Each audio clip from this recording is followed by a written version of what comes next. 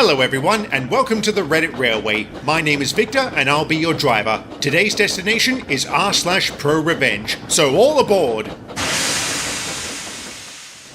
So, I'm a gay man, though it took me a long time to actually come to terms with it. During the time when I was questioning my sexuality, I was dating who I thought was a lovely girl. I'll call her Jane. I genuinely loved her and pictured us having a future together, as we'd been dating for 3 years and had started to get pretty serious, even though we were only 18 when he split us up. Anyway, the only other important people in this story are my ex-best friend James and my absolutely incredible boyfriend Alex. James and I had been friends since we were about 10 or 11, and we got close, to the point that we felt more like brothers than best friends. He was really supportive of my relationship with Jane, and would constantly talk about how glad he was that she made me happy. Though, when I look back at it now, he had a habit of constantly talking about how gorgeous she was, how sexy she was, and how I was such a lucky guy. I understand the last one, but he was a bit excessive when he talked about how attractive Jane was, but I was young and naive at the time and didn't think anything of it. That was until I caught them. I noticed that they were both becoming pretty possessive over their phones.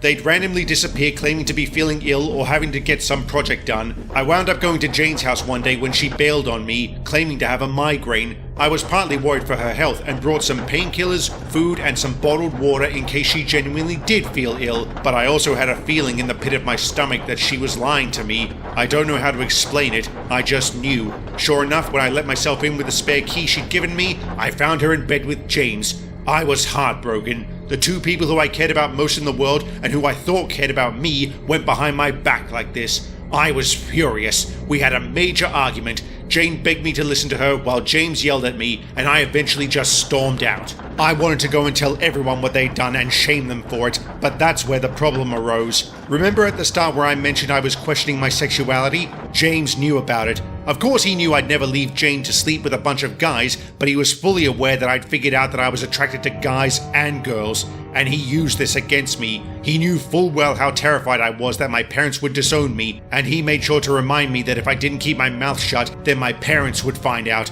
At the time, this was absolutely terrifying, so I kept my mouth shut. I was stuck having to work with James at his father's garage, as I couldn't come up with a way to explain how I was mad at him without letting everyone know what he did and risk getting outed to my parents. Besides, I needed the money and there weren't a whole lot of other jobs I could apply for. Also, I really should mention that James was going out of his way to harass me at work, calling me a bunch of slurs whenever he got the chance, and generally reminding me that he could tell my parents at any point. I got really low at this point, and the only time I actually felt sort of content to just let myself relax and be myself was when I'd go to the local gay bars. There was one club in particular that I loved to go to, a drag club where I met my boyfriend Alex. He was a drag queen there and helped out behind the bar and stuff when he was needed. We flirted for a few weeks before gradually becoming friends with benefits. He is amazing, and I know it sounds cheesy, but I was the happiest I'd ever been when he agreed to be my boyfriend. But that's skipping a little bit ahead. This revenge happened before we started dating, and we were still just friends who'd hook up every now and then. After a few months, I finally worked up the courage to open up to Alex about what happened with Jane and James, and that's when an evil look fell over his face.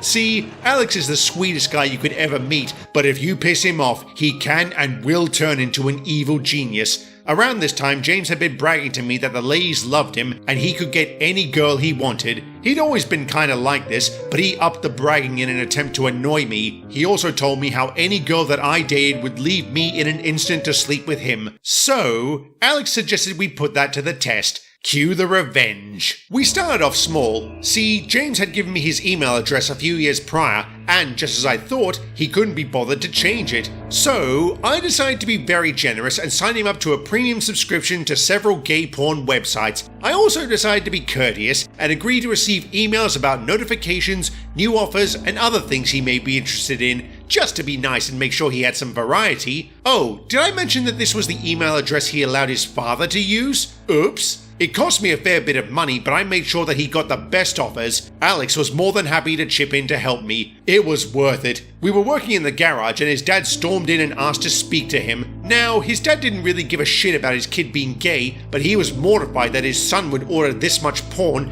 and put it in their shared email address. He genuinely thought for months that James was a sex addict. We may have signed him up for a bit more than we thought. I logged into the email after the first 2 weeks of him being signed up for the subscriptions, and he had well over 100 emails about his accounts. This is when, like we'd hoped, James started getting more aggressive. He'd barge into me, screw up my work to get me in trouble, and send me disgusting messages as well as threatening and insulting me in person. I took note of everything. I kept a notepad to log the dates and times of the incidents and kept a detailed description of everything he did. I'd screenshot all the messages from him and record every insult and threat that he hurled at me on my phone. Alex helped me organize this all onto files, and then we saved it all onto a hard drive. This would be important for later. This is when we decide to move on to the next phase of our plan, the girlfriend. And no, not Jane. Also, I should mention that he and Jane split up only a couple of weeks after I found out about the affair. They were never gonna last. See, Alex passes extremely well when he's in drag. Being feminine already makes it a bit easier. His voice isn't all that deep, and he can sometimes be mistaken for a girl with a slightly deeper voice.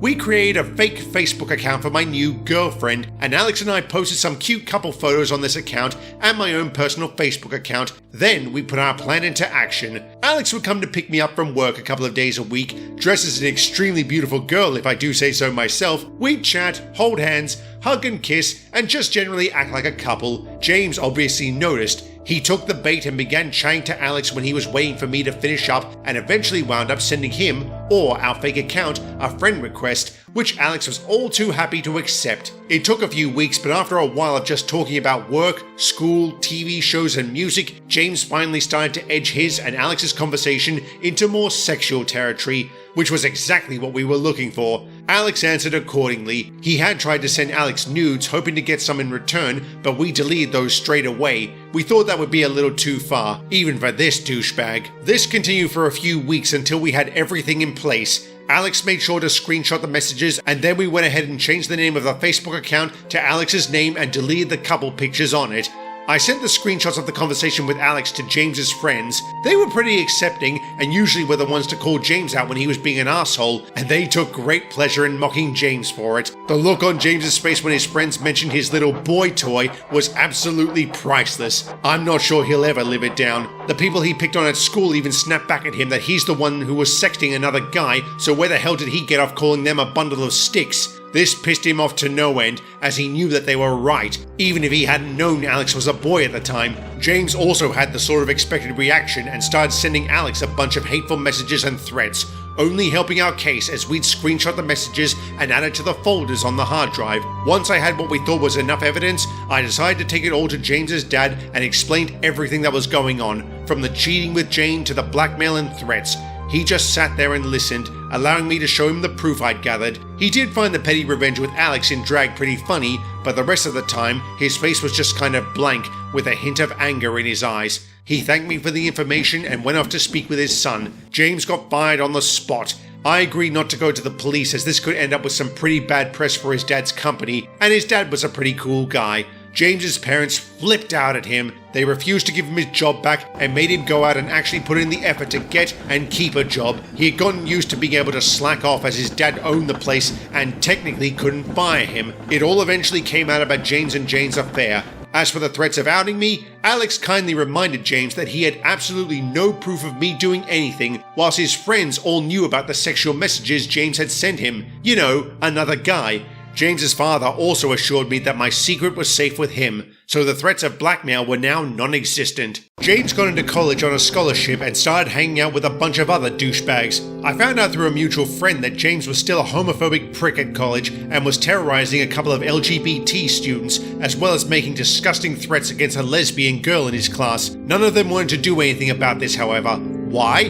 Because James had been lying to them, saying that his dad was one of the higher-ups in the college. This was enough to make these poor kids worry that they could be kicked out of college for speaking up. I decided to lend a helping hand. I emailed a bunch of the disgusting screenshots, recordings of threats, and some of the homophobic, racist, and sexist things he'd posted on his Facebook page to the higher-ups in the college. They were not happy with what they saw. They eventually revoked his scholarship after a few of the students, with some encouragement, spoke up about the harassment and threats. I honestly have no clue why he turned out like this. His parents are absolutely lovely, open-minded people. It's crazy. James's parents kicked him out after that. He stayed with his friends for a few months before he managed to get an apartment. Last I heard, he was working in a fast food restaurant, working to get into another college. I genuinely hope he bettered himself and that he can do well in his life. Everyone's capable of change, right? I'd also like to clarify that I didn't care all that much about getting back at Jane. Yes, she did have the affair, but I was getting some revenge on James for the blackmail and threats that came after it. Jane had showed me proof that she tried to prevent James from blackmailing me and told him to just let it go. If they'd both just stopped speaking to me after the affair, then this whole thing wouldn't have happened. I'd have been hurt and maybe a little awkward at work, but I wouldn't have gone out of my way to get back at him. Though I did fill Jane's mother in on what actually happened and sent her some screenshots where Jane admitted to the affair. This was after I found out that she had told her mother that I was the one who cheated with a bunch of guys and girls, instead of the "we just grew apart" version that we'd agreed to tell our parents. From what I heard, her mother was not all that pleased with her. I also sent a few of the texts where she admitted to having the affair to her new boyfriend. Needless to say, he wasn't happy to find out that her abusive ex was actually just an ex who she cheated on. They're still together from what I heard, so all I can say to that guy is, good luck, my dude. I eventually did end up coming out to my parents, and they were surprisingly supportive, which was amazing. Alex and I got together a year or two after these events, and we're still very much in love. Well done, OP, you little ripper. That was very satisfying to read. It's always enjoyable when tools get their comeuppance. James, you're a mongrel. You don't move in on another bloke's girl. That's like the international first rule of the bro code. I do believe everyone's capable of change, provided they want to change. I just don't see that happening with him. You say his parents are good people? I guess that means he's proof that some are just born bad. As for Jane, what a cow. She's just as reprehensible as James. And then she has the gall to call you the cheater and that you're abusive? I hope she gets crushed by a large boulder. As for your parents, OP, that's wonderful they've accepted you. And move over, Batman. There's a new costume hero in town. His name is Captain Alex. I wish you two all the best. Anyway, we've come to the end of our journey. Thank you for traveling with us on the Reddit Railway, and we hope to see you again soon.